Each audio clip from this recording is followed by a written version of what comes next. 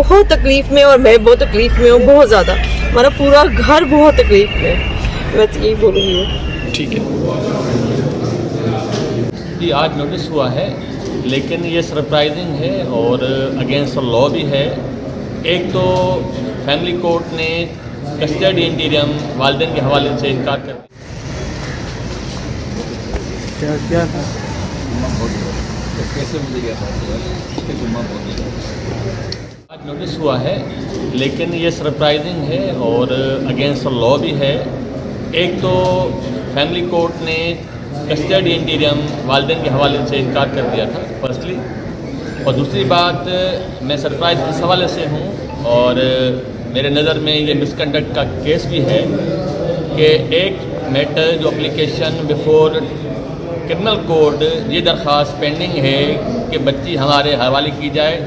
Court ने हमें notice करने से पहले ही बच्ची का शेल्टर होम से कंसेंट मालूम करने के लिए भेजा गया था।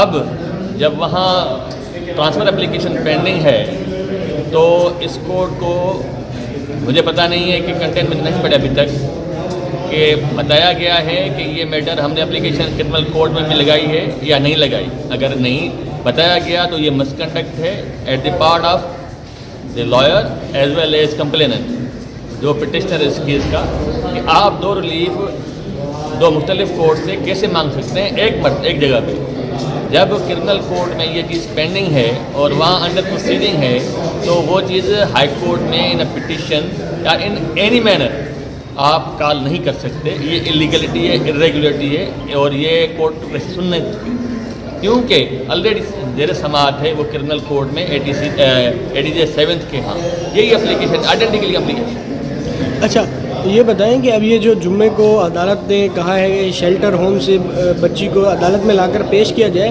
तो इस ऑर्डर के ख़िलाफ़ कहीं चैलेंज करने का इरादा है इस ऑर्डर को आपका?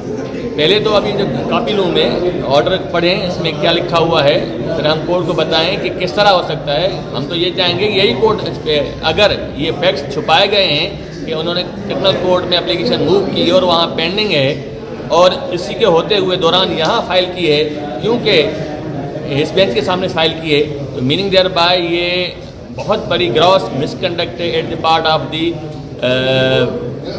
Advocate of the complainant so also complainant. अच्छा, आपका मतलब ये है कि वहाँ पे एप्लीकेशन स्टिल पेंडिंग है? यस, पेंडिंग है, अभी तक पेंडिंग है, उसको डिसाइड नहीं हुई है तो दूसरी कोर्ट में कैसे फाइल हो सकती है। सबसे पहले तो मैं मुअज़्ज़ज़ अदलिया का शुक्रिया अदा करूँगा कि आज उन्होंने बच्ची की कस्टडी कॉल की है और बच्ची को डायरेक्टली आके कोर्ट के अंदर बताएगी कि वो क्या चाह रही है। पिछले 2.5 महीने से जो मेरी बच्ची के साथ मुलाकातें हो रही हैं उसमें बच्ची मुसलसल ये फरियाद कर रही है रो रो के कि मैंने अपने घर अपने वालिदैन के पास अपनी बहनों के पास वापस जाना है। तो अल्लाह का शुक्र, अल्लाह ने ये मौका दिया कि अब बच्ची यहाँ पे आएगी और वो खुद बताएगी, और मैं एक दफ़ा फिर मुअज़्ज़ज़ अदलिया का शुक्रिया अदा करता हूँ। अच्छा, इसी अदालत ने आपकी बेटी को कराची मुंतकिल करने का हुक्म दिया था। आज जब समाअत हुई आप भी मौजूद थी, मुसलसल जब मीटिंग होती है वहाँ जाती हैं, तो अब क्या तवक्को है आपको कि जुम्मे के रोज़ जब बच्ची यहाँ आएगी तो क्या स्टेटमेंट देगी, आपके साथ जाएगी? क्योंकि अदालत ने सवाल भी किए और कहा कि क्या वाकई बच्ची अपने माँ बाप के साथ जाना चाहती है? तो जब आएगी तो वो सबको ही पता चल जाएगा कि वो कहाँ जाना चाहती है, कहाँ नहीं जाना चाहती। मगर मैं अभी मुझे ये फीलिंग हो रही है कि अगर हमें इंसाफ मिल जाता है तो उसका मतलब है कि मुझे तो ऐसे लगा जैसे हमें इंसाफ ही नहीं मिलेगा, क्योंकि हम सारी कोशिशें कर चुके थे, लेकिन अगर हमें इंसाफ मिल जाता है जो कि इंशाल्लाह मिलेगा तो इसका मतलब है कि वाकई इंसाफ मिलता है।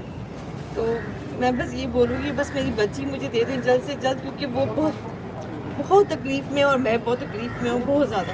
हमारा पूरा घर बहुत तकलीफ़ में है, बस ये बोलूँगी। ठीक है, थैंक यू।